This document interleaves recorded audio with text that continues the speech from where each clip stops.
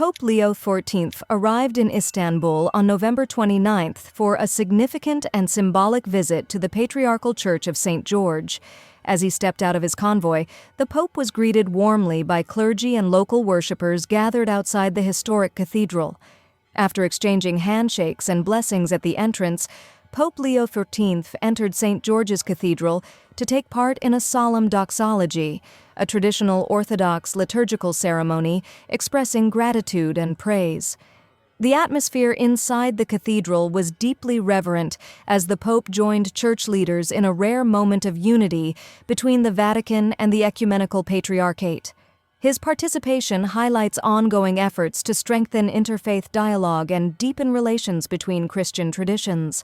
The visit is widely viewed as a meaningful step toward cooperation, understanding, and shared spiritual purpose.